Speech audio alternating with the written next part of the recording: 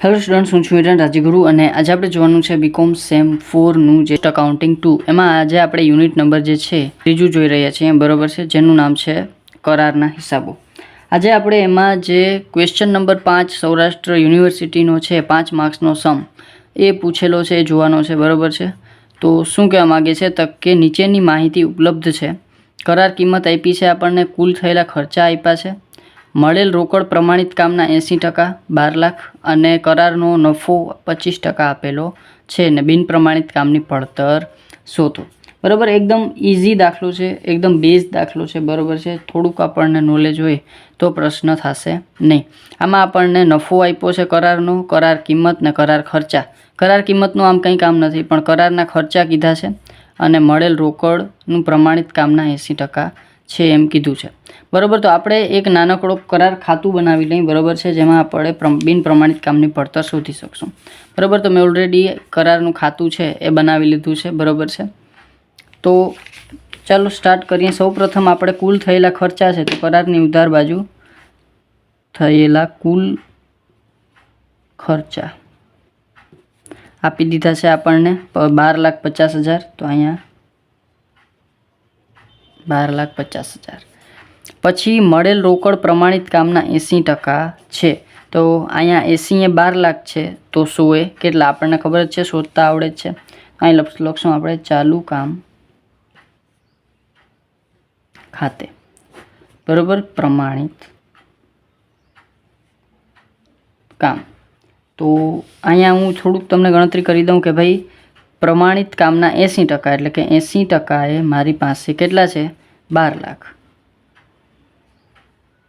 તો પ્રમાણિત કામ તો 100% હોય, તો 100% એ કેટલા, એટલે પ્રમાણિત કામ મને મળી જશે 12 લાખ ગુણ્યા 100 ભાગ્યા 80, 15 લાખ. તો 15 લાખ મારી પાસે શું આવશે, પ્રમાણિત કામ, બરાબર છે. તો એ પ્રમાણિત કામ હું અહીં લખી નાખું 15 લાખ, એના ટેબલમાં રાખ્યું છે અત્યારે.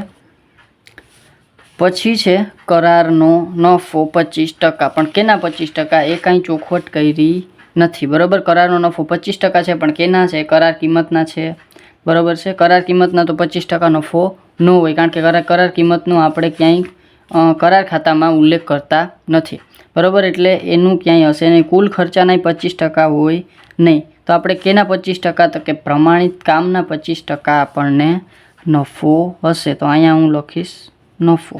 ક્યાં લઈ જવાનો છે, ક્યાંનો છે, એ કંઈ કીધું નથી, એટલે હું ખાલી નફો લખું છું, બરાબર છે. 25%, 15 લાખના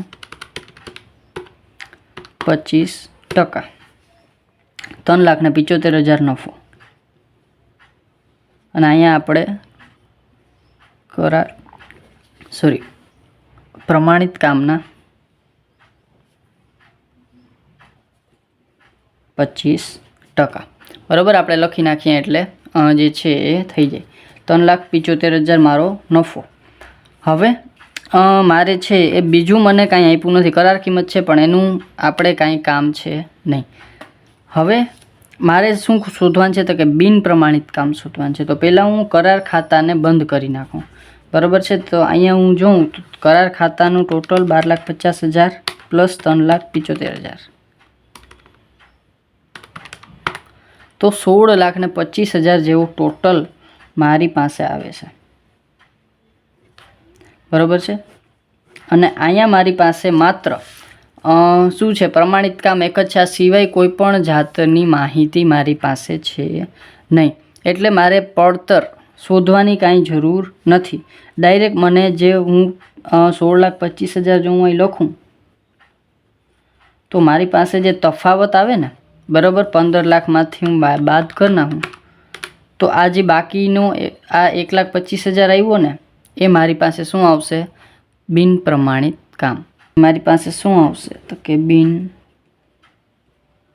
પ્રમાણિત કામ 1,25,000, અને આ બેને પ્લસ કરીને 12 મૂકી દઈએ તો 16,25,000 મારી પાસે ટોટલ આવી જાય.